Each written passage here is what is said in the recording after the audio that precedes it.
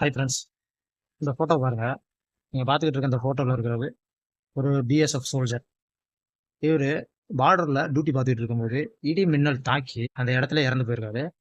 அவர் duty பார்த்துக்கிட்டு இருக்க அந்த மோர்ச்சா, அவர் டியூட்டி பார்க்குறதுக்குன்னு ஒரு இடம் ஒதுக்கியிருப்பாங்கல்ல, அதுக்கு பேர் மோர்ச்சான்னு சொல்லுவாங்க. அந்த மோர்ச்சாவை பாருங்களேன் எப்படி இருக்குன்னு.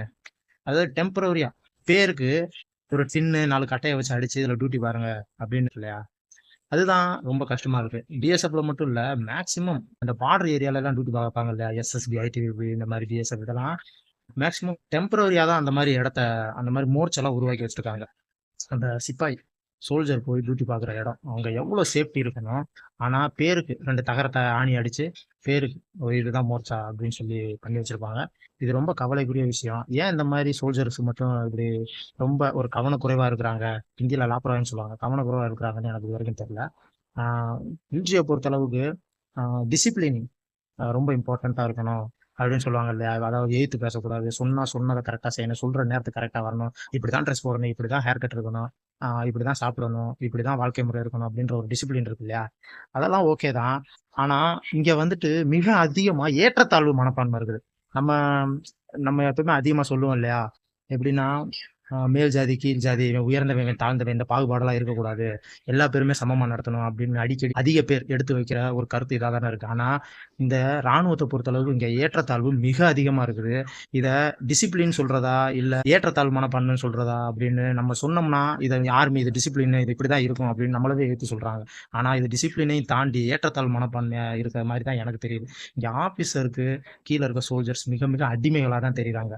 இப்ப பார்டர்ல எப்படி ஒரு சோல்ஜர்ஸ்க்கு ஆஹ் ரொம்ப, அதாவது ஒரு பெர்மனண்டான ஒரு மோர்ச்சா பக்காவா ஒரு சிமெண்ட் கல்லு கட்டடம் வச்சு ஒரு சாலிடா எப்படி பண்ண முடியும் அப்படின்னு கேட்கறவங்களா இருந்தா, பார்டரா இருந்தாலும் சரி இல்ல எந்த இடமா இருந்தாலும் சரி, ஆபீசருக்கு மட்டும் பெர்ஃபெக்டா அவங்க தங்குறதுக்கு, அவங்க சாப்பிட்றதுக்கு, அவங்க ஆஹ் காலை கடனை முடிக்கிறதுக்கு கூட பெர்ஃபெக்டா எல்லாமே எப்படி போய் சேருது ஆபீசருக்கு மட்டும். ஆனா சோல்ஜருக்கு ஏனோ தானோன்ட்டு பாதி போகும் பாதி போகாது, பாதி கட்டி வச்சிருப்பாங்க பாதி கட்டி வச்சிருக்காது, சாப்பிட்ற ஐட்டம் முதற்கொண்டு மற்றபடி அவங்க புழங்குறது, அவங்க யூஸ் பண்ற ஐட்டங்கள் முதற்கொண்டு, அவங்க தங்குற இடம் முதற்கொண்டு ஏனோ தானோன்னு தான் இருக்குது.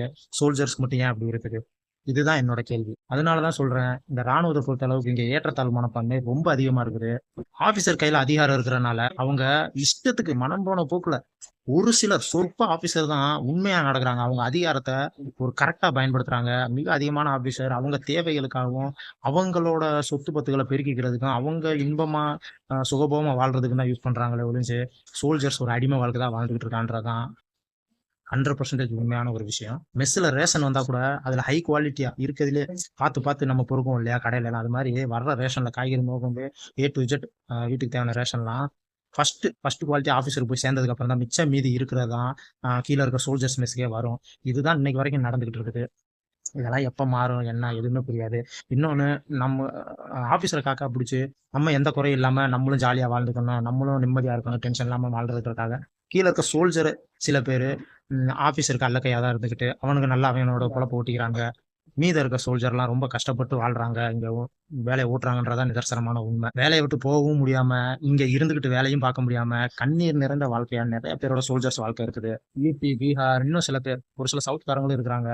காலு கையை பிடிச்சிக்கிட்டு காக்கா பிடிச்சிக்கிட்டு ஓட்டிக்கிட்டு ஒரு வெக்கம் மனசு சொரணை எதுவுமே இல்லாம வாழ்ற நிறைய பேர்லாம் இருக்கிறாங்க. ஆனா உண்மையில மிக அதிகமா தமிழ்நாட்டு பசங்க, ஆம், நம்ம பசங்கள்லாம் கொஞ்சம் தன்மானத்தோட வாழணும்னு நினைக்கிறவங்க எல்லாம் ரொம்ப ரொம்ப கஷ்டப்பட்டு தான் ஆம், இந்த ஃபீல்டுல வேலையவே பார்க்குறாங்க. முடிஞ்ச அளவு விஆர்எஸ் வாங்கிட்டு போயிடணுன்ற ஒரு எண்ணத்தோட நிறைய பேர்லாம் இருக்கிறாங்க. ஆம், என்ன சொல்றேன்னு தெரியல. காலப்போக்கில் எல்லாம் மாறுமன்னா அதிகமாகிட்டு போகுமா அப்படின்லாம் எனக்கு தெரியல. ஏதோ கடவுள் விட்ட வழி உங்கள்கிட்ட ஷேர் பண்ணணும்னு தோணுச்சு, அதான் ஷேர் பண்ணுறேன். ஓகே ஃப்ரெண்ட்ஸ், இந்த வீடியோவை ராணுவ சேர்ந்து நினைக்கிறவங்க ஃப்ரெண்ட்ஸ் ஷேர் பண்ணுங்க.